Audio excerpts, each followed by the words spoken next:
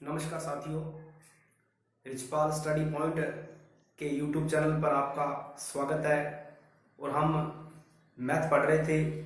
Math के अंदर हमने जो टॉपिक है हमारा वो सरल समीकरण चल रहा था और हमने इसके दो भाग पढ़ दिए हैं। यदि किसी ने दो भाग नहीं देखे हैं तो वो पिछले भाग जरूर देखें। और फिर हम आज बात करते हैं अगले भाग पर। ये जो भाग है इसके अंदर युगपत समीकरण पढ़ेंगे। क्या होती है युगपत समीकरण और इन समीकरणों को किस प्रकार से हल किया जाता है। और पिछले रीड 2015 और 17 के अंदर इस टॉपिक पे यानी युगपत समीकरण पे क्वेश्चन पूछे गए हैं और इस बार भी पूरी संभावना है कि ये इस पर प्रश्न पूछे।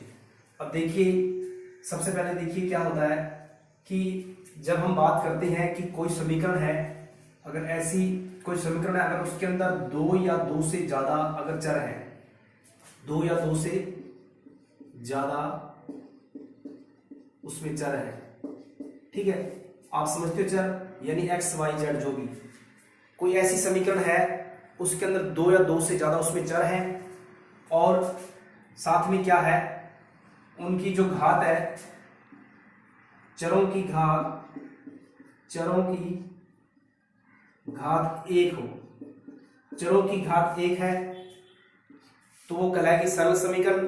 लेकिन उस सरल समीकरण के अंदर दो या दो से ज्यादा चर हो सकते हैं। अब देखिए, बात करते हैं हम समीकरण जो है वो दो या दो से ज्यादा चरों की हो सकती है, लेकिन हमें तो क्या पढ़ना है, केवल दो चरों वाली। तो दो चरों वाली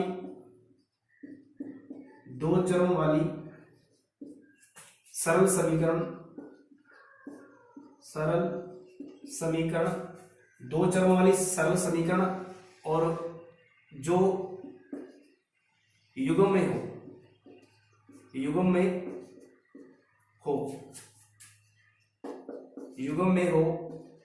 वह युगपत समीकरण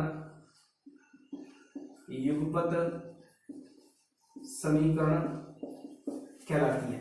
ठीक है, यानी कि युगपत का मतलब क्या होता है, जब जिस ऐसी सरल समीकरण जिसमें दो चर हो और वो युग्म रूप में हो, मतलब समीकरण जो है वो दो समीकरण हो।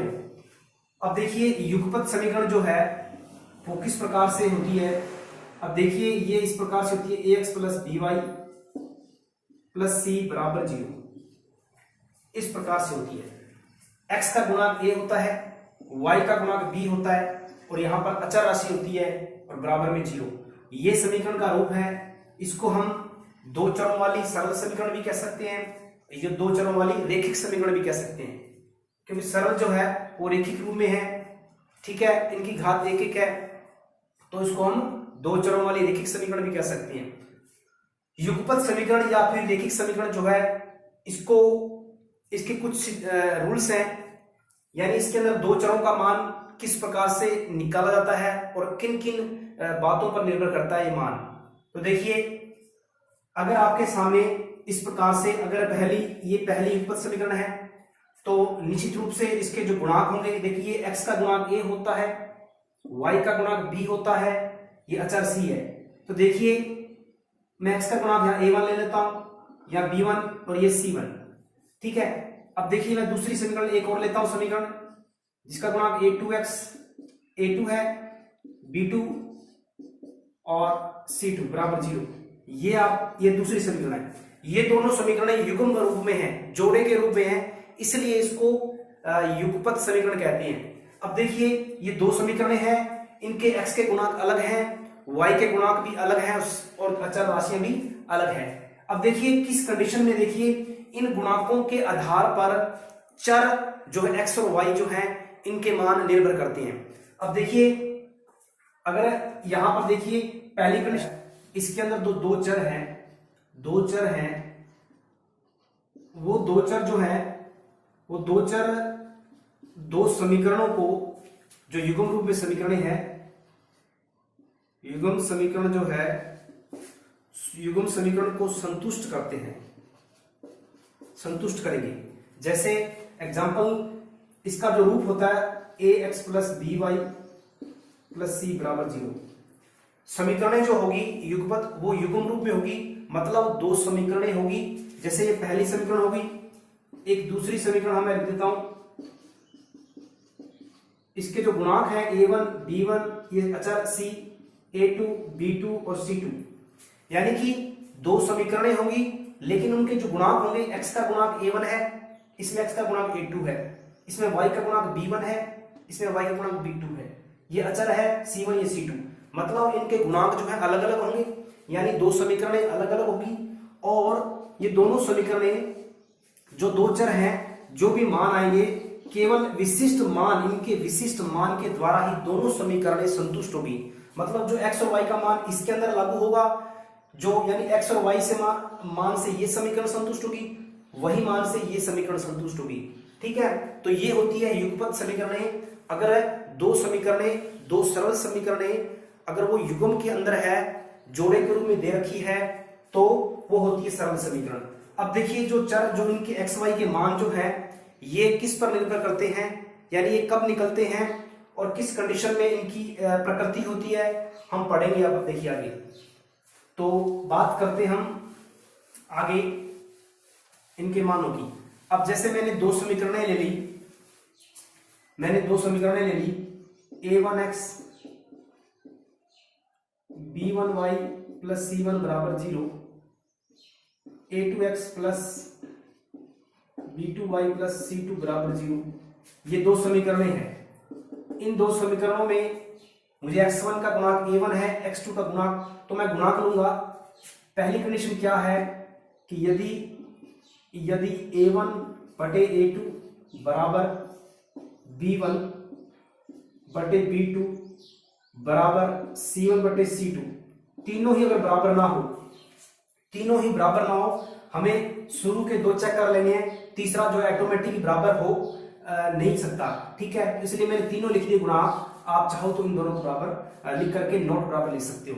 इस कंडीशन में जो आपकी ये समीकरणें होंगी, यानी इनका जो x और y का मान होगा वो कैसा होगा, x और y का मान कैसा होगा, अगर ऐसी कंडीशन अगर बन जाए, यानी a1 बटे a2 गुणांक, b1 बटे b2 गुणांक, जो दोनों का अनुपात है वो बराबर ना आए, उस कंडीशन में जो दोनों समीकरणें हैं, या कह सकते हैं कि जो इनका समीकरणों का जो हल होगा वो अद्वितीय होगा। अद्वितीय मतलब एक ही होगा, इनका हल जो है एक ही होगा, x का मान और y का मान एक ही आएगा। ठीक है, ये तो होगी पहली कंडीशन। और दूसरी कंडीशन क्या है, जैसे दूसरी कंडीशन है कि यदि अगर ये तीनों ही अनुपात बराबर हैं, क्योंकि ये रैखिक समीकरण है, जब इसको हम ग्राफ के अंदर ड्रॉ करते हैं इस प्रकार से, तो एक रेखा बनती है। ठीक है, अब अगर दो समीकरणें हैं तो दो रेखा बनेगी। अगर वो जैसे पहली कंडीशन है, एक रेखा ये बन गई और दूसरी की रेखा ऐसे बन गई, दोनों दूसरे को यहां पर काटेगी, एक बिंदु पर काटेगी, तो यहां पर इन दोनों का एक ही मान आएगा, x और y। ठीक है, तो इन दोनों का प्रतिशत, यानी ये किस कैच, ये दोनों जो रेखाएं हैं वो एक दूसरे को इसके अंदर क्या करेगी, ये प्रतिशत करेगी। अगर प्रतिशत करेगी तभी उनका मान आएगा, और वो मान आएगा एक आएगा, अद्वितीय होगा। ठीक है, अगर कंडीशन तीनों ही बराबर आ जाए अनुपात, तो जो समीकरणें होंगी या इन समीकरणों से जो हल निकलेगा वो हल होगा, इनके हल कैसे होंगे, इनके हल होंगे अनंत, अनेक होंगे इनके हल अनेक होंगे। अगर ग्राफ के अंदर देखें तो ग्राफ के अंदर इनकी कंडीशन क्या होगी, संपाती होगी, मतलब एक रेखा दूसरी रेखा को क्या करेगी, ढकेगी, यानी इस रेखा के ऊपर दूसरी रेखा आ जाएगी। तो अगर बात करें इसकी, मतलब कैसी कंडीशन होगी रेखाओं की ग्राफ के अंदर, वो होगी संपाती, यानी एक दूसरे को ढकेगी। तीसरी कंडीशन क्या है कि यदि a1 बटे a2 बराबर b1 बटे b2, तीसरी कंडीशन अगर बराबर ना आए, दो अनुपात बराबर आ जाए, a1 a2 बराबर b1 बटे b2, नोट बराबर c1 बटे c2, उस कंडीशन में हल क्या होगा, कोई हल नहीं होगा इसके अंदर। और रेखाएं कैसी होगी, रेखाएं जो है वो समांतर जाएगी। कैसे, ग्राफ के अंदर रेखाएं जो है इस प्रकार से जाएगी, एक दूसरे को जब ये काटेगी नहीं, ना टच करेगी, तो हल नहीं निकलेगा, यानी दो रेखाएं ये समांतर जा रही ग्राफ के अंदर। ठीक है, इन रेखाओं से कोई हल एक्स वाई की कोई वैल्यू नहीं निकलेगी, किसी भी चर की वैल्यू नहीं निकलेगी। ठीक है, तो देखिए पहली कंडीशन क्या है कि दो अनुपात अगर बराबर नहीं है, इनका हल अद्वितीय होगा, मतलब एक्स और वाई का मान एक ही आएगा। ठीक है, अगर तीनों ही अनुपात बराबर हैं तो हल इनका अनंत होगा, अनेक हल होंगे और रेखाएं संपाती होगी। अगर ये अनुपात दो बराबर है, लास्ट C1 C2 बराबर नहीं है, कोई हल नहीं होगा। ठीक है, और रेखाएं समांतर होगी। ठीक है, ये तो हो गया इनकी कंडीशन। ठीक है, जो मान है एक्स वाई के, ये एक्स जो चरों के मान है वो किस पर निर्भर करती है। अब हम इन समीकरणों को हल किस प्रकार से किया जाता है, हल करने के क्या तरीके हैं। ठीक है, अब जैसे हम हल करने के दो तरीके हैं, इसमें तरीके तो कई हैं लेकिन हम तरीका जो आजमाएंगे, युग्मित समीकरणों को हल करना जो देखो, जो विधियां हैं, बहुत सारी विधियां हल करने की। एक जैसी विधि है विलोपन विधि, एक विलोपन विधि है, एक प्रतिस्थापन विधि है, एक इसके अंदर वज्र गुणन विधि भी है, वज्र गुणन विधि। ठीक है, और बहुत सारी विधियां हैं, लेकिन हमें क्या करना है, ये विधियां केवल हमें एक विधि सेलेक्ट करनी है, आप कोई भी कर सकते हैं। तो मैं विलोपन विधि को सेलेक्ट करूंगा, वो सबसे आसान ये विधि है, और हम ये विलोपन विधि सीखेंगे किस प्रकार से समीकरणों को, युगपत समीकरणों को हल करने के लिए ये विधि अपनाते हैं। देखिए एग्जाम्पल के तौर पर अगर हम एग्जाम्पल ले लेते हैं, जैसे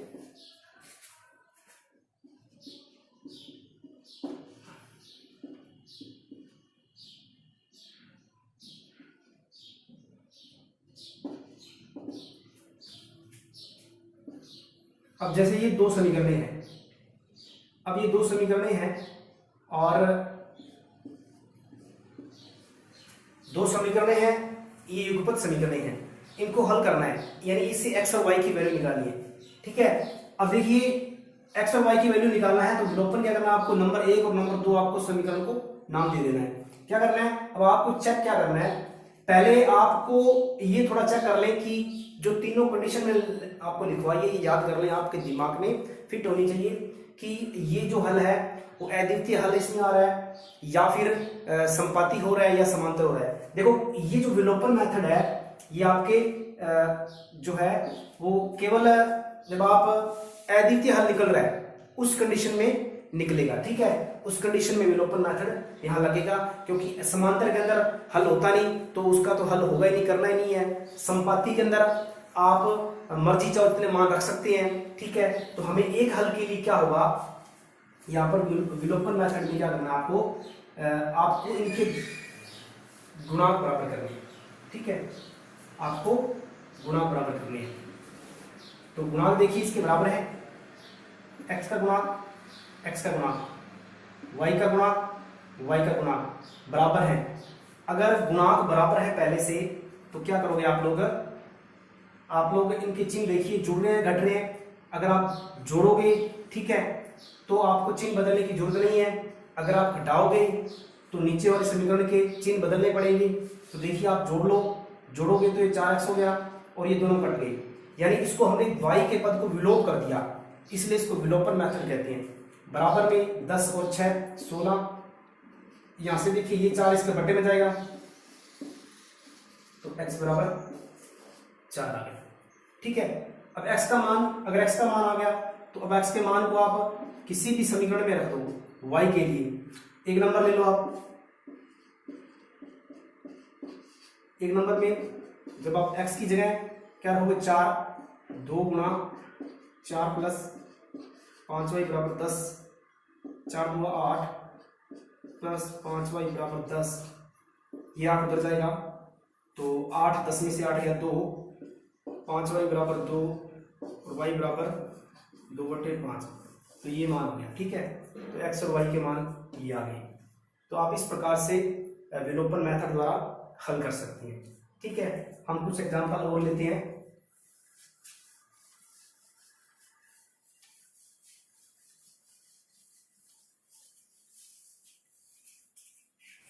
देखिए एग्जांपल ये 5x प्लस वाई बराबर 7, 3x माइनस 4y बराबर 18।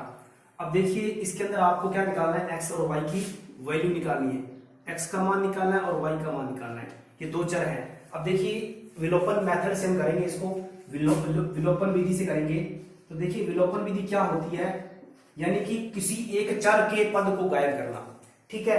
अब देखिए जैसे आप देखिए सबसे पहले इसका तरीका यही है कि आप चेक करिए कि क्या गुणांक x के गुणांक बराबर है या y के बराबर है। देखिए यहाँ पर x का जो है 5 गुणांक है, यहाँ पर 3 है, बराबर नहीं है। उसके बाद देखिए y का 4 है, यहाँ पर y का 1 है। तो हम क्या करेंगे, किसी एक यानी x के चाहे गुणांक बराबर कर लो चाहे कर लो y के बराबर, हम यहाँ पर देखिए क्या करेंगे, y के गुणांक जो है वो बराबर कर देंगे। इसको नंबर 1 देते हैं, इसको नंबर 2 देते हैं। अब देखिए अगर हम यहाँ पर 4 ले आए तो ये 4/4 बराबर हो जाएगा, फिर ये कट जाएंगे, ठीक है। तो क्या करेंगे, केवल समीकरण 1 को हम क्या करेंगे, 4 से गुणा कर देंगे। अब जब हम इस समीकरण को 4 से गुणा करेंगे, केवल 1 को करेंगे, क्यों करेंगे, बताया मैंने कि जब हमें y के गुणांक बराबर करने हैं, क्योंकि हमें यहाँ 4 दे रखा है तो यहाँ भी हमें 4 लाना है, ठीक है। आप चाहो तो x के गुणांक भी बराबर कर सकते हैं, लेकिन उसके अंदर जब ये दोनों ही गुणांक अलग अलग हैं तो आपको बराबर करने के लिए विपरीत गुणा करना पड़ेगा। इस समीकरण को, इसके सामने 5 है, इस समीकरण को 5 से गुणा करना पड़ेगा इस समीकरण को, और इसको सामने को 3 है तो इसको 3 से करना पड़ेगा। तो ये 15x दोनों बराबर हो जाएंगे। तो हम आसानी के लिए हम यहाँ पर 4 से गुणा करेंगे। देखो 4 5 है 20, पूरे को गुणा करना पड़ेगा, 4y प्लस के और 7 चौक 28, ये नंबर थर्ड आ गई, ठीक है। यानी 1 से थर्ड आ गई, लेकिन सेकंड नो चेंज, तो सेकंड को मैं यहां नीचे लिख देता हूं, ये 18 यहां गई, ये सेकंड है। अब देखिए इसको हल करते हैं। अगर गुणांक बराबर आ गए हैं, मतलब दोनों पद सेम आ गए हैं, तो हम अब चेक करेंगे इसके निशान। अगर निशान अलग अलग हैं तो कट जाएंगे, मतलब जोड़ेंगे। अलग निशान, इसमें दो कंडीशन होती है कि या तो समीकरणों को जोड़ दो या घटा दो। अब घटाएंगे कब, जब चिन्ह अलग अलग ना हो, सेम हो, तब घटाएंगे।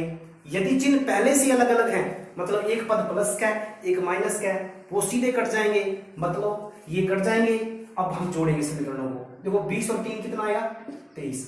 अगर यहाँ चिन्ह दोनों सेम आते, अगर दोनों जगह प्लस आता तो हम नीचे वाले पद को माइनस कर देते, अगर यहाँ माइनस आता तो हम नीचे वाले पदों को प्लस कर देते, मतलब चिन्ह बदलते। यानी जब कब कटती हैं, जब एक प्लस का और एक माइनस का हो तब कटते हैं। तो देखो ये दोनों सीधे कट रहे हैं बगैर चिन्ह बदले, तो हम क्या करेंगे, सीधा ही जोड़ देंगे। ये 18 और ये हो गए 36, सॉरी ये 18 और 28 ये 46 हो गए। और देखो 23 इसके भाग में जाएगा, तो ये 23 से कट गया 2 बार, तो x का मान आ गया 2, ठीक है।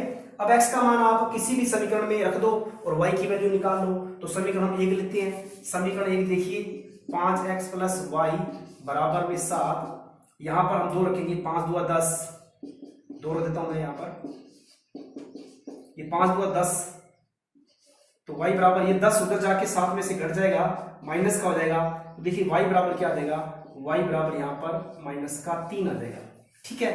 तो ये था आपका सॉल्यूशन। अब देखिए सवाल आजकल कैसे आ रहे हैं कि आपको 2 युगपत समीकरण देता है और बाद में आपको एक व्यंजक बना कर दे देता है, यानी कि उन दोनों चरों का एक व्यंजक बना देता है x और y का। जैसे यहाँ पर आपको x माइनस वाई पूछ ले, ठीक है, या x प्लस वाई पूछ ले। ऐसे सवाल प्रीट 2015 और 17 के अंदर पूछे गए हैं, ठीक है। तो हम उस पर भी चर्चा करेंगे।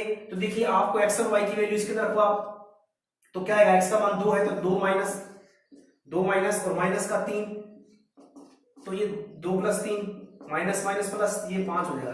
तो इसका आंसर 5 आ जाएगा। अगर जोड़ेंगे तो x की वैल्यू कितनी है, 2 और y की जगह क्या है, -3, तो ये माइनस का 1 आ जाएगा। तो इस प्रकार से आजकल प्रश्न पूछे जा रहे हैं, ठीक है। तो अगले सवाल पे हम चर्चा करते हैं।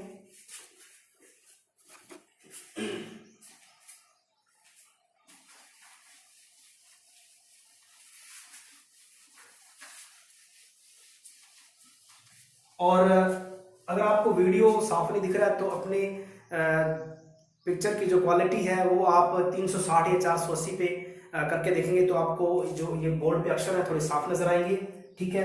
तो थोड़ा सा एडजस्ट कर लें। और आगे देखिए एग्जाम्पल, हमारा जो एग्जाम्पल है वो है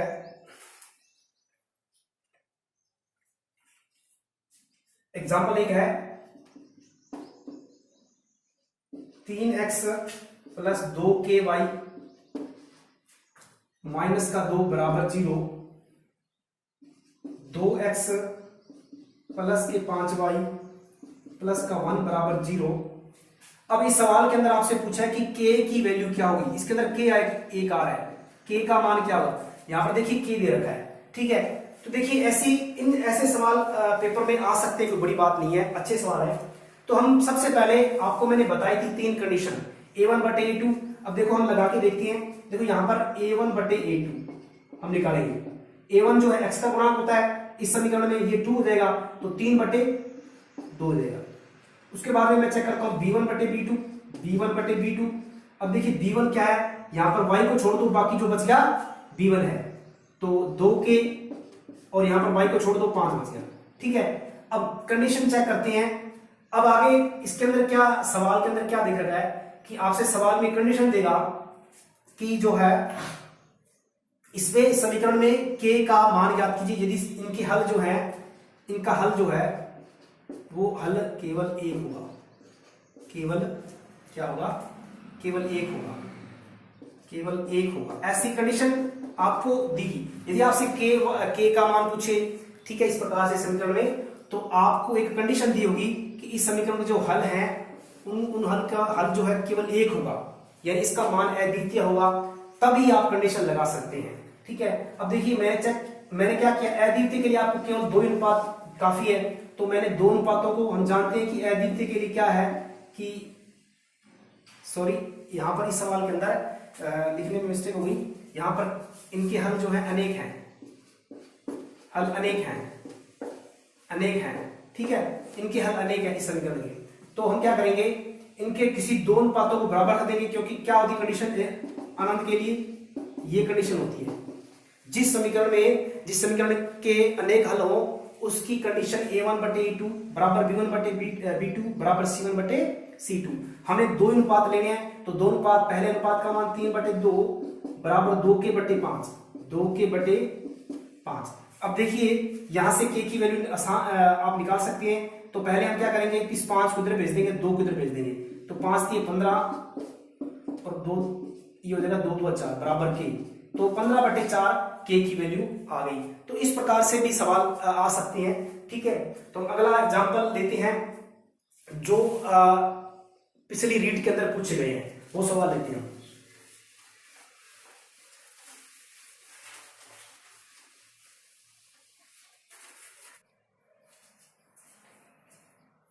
देखिए ये जो सवाल है ये रीट 2015 के अंदर पूछा गया है। इन समीकरणों को हल करना है और x प्लस वाई की वैल्यू निकालनी है। तो देखिए आसान सा तरीका है, इसको आप विलोपन मेथड से कर सकते हैं। तो इसको आप नंबर 1 मान लीजिए, इसको नंबर आप 2 मान लीजिए। अब क्या करिए, देखिए गुणांक बराबर है या नहीं है हम चेक करते हैं। तो देखिए x के गुणांक 3 है या 5 है या 7 है, या सब गुणांक अलग अलग हैं।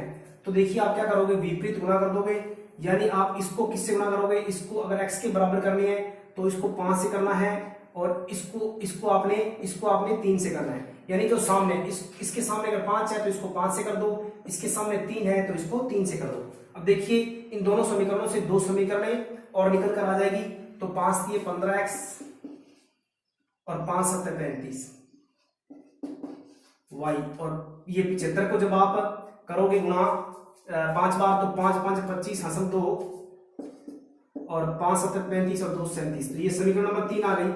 अब देखिए इसको 3 से करोगे, 3 5 15, 5 3 15, 5 3 15 y और 25 3 75, ठीक है, ये 4 अंक। अब देखिए इनके गुणांक बराबर है नहीं है।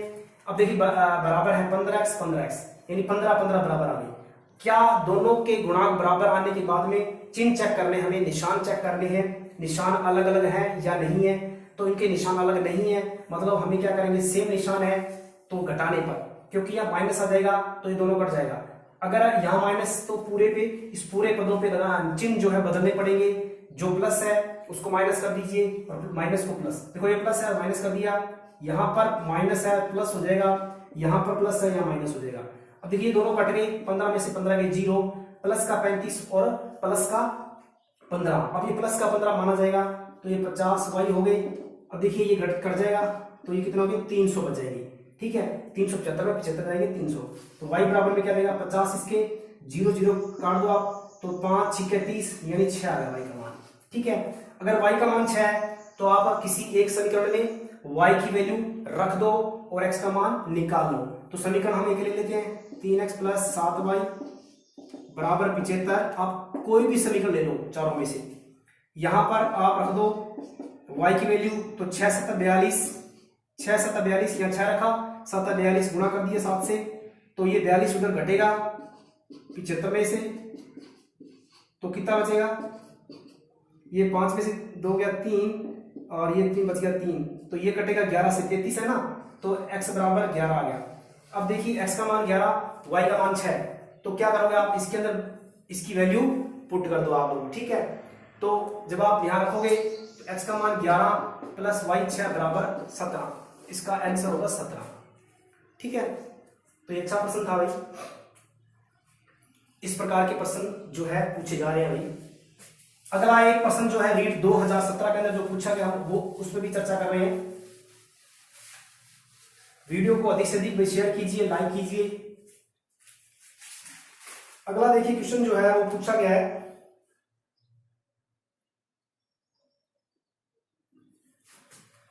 अभी जो प्रश्न मैंने करवाया ये रीट 2015 का, ये जो प्रश्न सेम टू सेम जो है वो RS अग्रवाल की मैथ की बुक है, वहां से उठाया गया अभी। ठीक है, तो अगला प्रश्न जो है क्वेश्चन है ये 2x माइनस 3y बराबर 79 और x प्लस 6y बराबर में 47। आपको क्या निकालना था, इसके अंदर x माइनस वाई, इसमें घटावा गया था। ठीक है, और ये प्रश्न जो है वो रीट 2017 के अंदर ये प्रश्न पूछा गया। अब देखिए इसको हल करने का तरीका क्या है, सेम वैसे ही विलोपन मेथड से करेंगे। गुणांक चेक करेंगे, x का गुणांक 2 है, यहां पर 1 है, तो बराबर करेंगे तो इसको बराबर कर लेते हैं क्योंकि हमें एक बार गुणा करना पड़ेगा, तो इसको यहां पर 2 से गुणा कर देते हैं। तो 2 से करोगे तो क्या 2x, 6 2 12 और 47 गुणा कितने होते हैं 94 होते हैं। ये थर्ड समीकरण आ गई। अब फर्स्ट और थर्ड को आप हल कर लीजिए, यानी फर्स्ट को मैं नीचे लिख देता हूं। अब देखिए ये गुणांक, देखिए ये दोनों ही अगर गुणांक बराबर है तो अब चिन्ह देखिए, चिन्ह अलग अलग है, चिन्ह सेम है तो अलग करेंगे, माइनस कर देंगे, प्लस कर देंगे या माइनस कर देंगे, ये कट जाएगा प्लस माइनस 12 और 3 15y। ठीक है, यहां देखिए कितने रह जाएंगे, ये रह जाएगा माइनस के 25, सॉरी ये रहेंगे आपके माइनस के 15। ठीक है, और 49 में 79 गए और y बराबर में ये 15 इसके 15 के बटे में जाएगा तो यहां माइनस का 1 आएगा, 15 से 15 कट गया, माइनस का 1 बचेगा। ठीक है, अब आप x का मान निकाल लीजिए, तो आप इस समीकरण के अंदर या फिर इसके अंदर 2 नंबर में रख दो आप, जहां पर y है, यहां पर y है, मैंने y रख दिया -1, तो x प्लस माइनस माइनस 6 कम, ये 6 कम 6 और प्लस माइनस माइनस। अब देखिए ये 6 उधर जाके प्लस हो जाएगा, ये 6 उधर जाके प्लस हो जाएगा, तो 47 प्लस 6 कितने हो गए, 47 प्लस 6 53 हो जाएंगे। अब देखिए अब हमसे क्या पूछा है, x माइनस वाई, इन दोनों का घटाव पूछा है, तो हम यहाँ कर देते हैं x माइनस वाई, एक्स की वैल्यू कितनी है 53 है और माइनस, और y का मान माइनस है, तो plus minus minus minus plus 53 1 54। ठीक है, तो ये था सवाल रीट के अंदर पूछे गए पिछले सालों के प्रश्न। तो ये हमारा टॉपिक लगभग कंप्लीट हुआ है। अगर कोई क्वेश्चन बचते हैं तो मैं अगले वीडियो के अंदर करवा दूंगा। हम अगले वीडियो के अंदर अगला टॉपिक जो है वर्ग और वर्गमूल स्टार्ट करेंगे। हमारे चैनल को अधिक से अधिक सब्सक्राइब कीजिए, लाइक कीजिए, शेयर कीजिए। धन्यवाद।